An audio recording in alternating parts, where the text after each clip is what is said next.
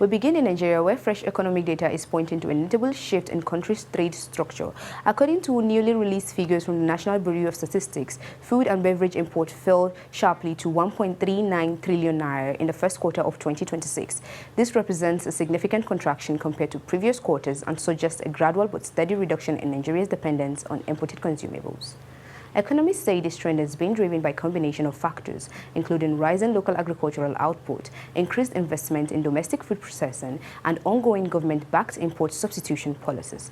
While this may signal progress towards food self-sufficiency, analysts also caution that inflationary pressures and supply chain constraints could still affect affordability in short term, particularly for urban consumers.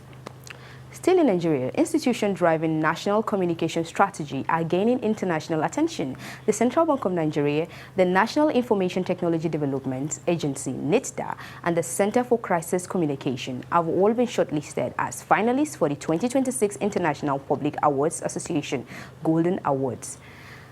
The announcement made public on 9th of June recognizes their strategic communication effort across financial policy engagement, digital transformation, messaging, and crisis response coordination.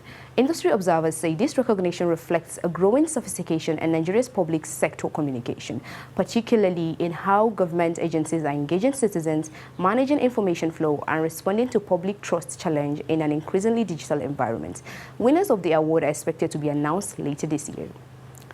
Turning now to the wider continent, Africa's clean mobility sector has reached a new milestone. Nairobi-based electric mobility company Spiro has secured a landmark $215 million equity funding round, marking the largest single investment ever recorded in Africa's two-wheel electric vehicle industry. The funding formally announced earlier this month is expected to significantly accelerate expansion of electric motorbikes, battery swapping stations, and clean transport infrastructure across multiple African cities. Market analysts say this investment reflects growing investor confidence in Africa's urban mobility transition, particularly as government push for lower emission transport solution and reduced fuel dependency. The deal also places Spiro at the forefront of what experts describe as rapidly emerging last-mile electrification economy across the continent. And finally, on the global stage, financial markets are reacting to renewed volatility in the technology sector. Shares of Japanese investment giant SoftBank Group fell by 10% during trading, tracking broader losses across Wall Street tech stocks. The sell-off comes amid investor concerns over shifting semiconductor valuation, tightening margins in AI infrastructure spending, and recalibration in global tech supply chains. Market strategists say the movement reflects a broader risk reset in technology-heavy portfolios as investors reassess long-term growth expectation versus near-term profitability pressures. Asian markets are expected to remain sensitive to U.S. tech performance trends over the coming trading sessions.